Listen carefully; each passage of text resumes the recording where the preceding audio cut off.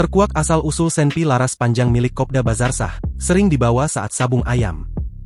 Terungkap asal-usul senjata api yang digunakan Kopda Bazarsah terdakwa kasus pembunuhan 3 orang polisi di negara Batin Wei Kanan untuk menembak korban.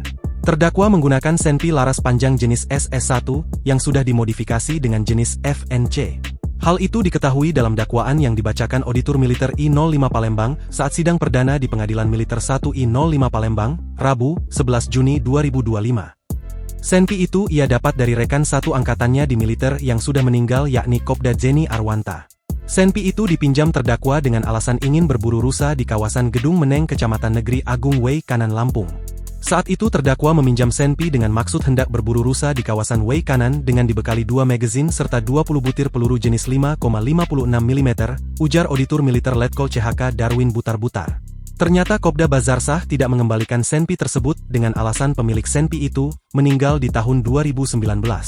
Kemudian semenjak membuka bisnis sabung ayam sejak Juli 2023 bersama Peltu Lubis, terdakwa selalu membawa senpi yang diperoleh dari Kopda Zeni Arwanta. Senpi tersebut selalu dibawanya dengan maksud untuk menjaga keamanan selama menyelenggarakan sabung ayam. Kegiatan itu akhirnya terendus polisi pada saat terdakwa bersama Peltu Lubis menyelenggarakan event besar pada 17 Maret 2025.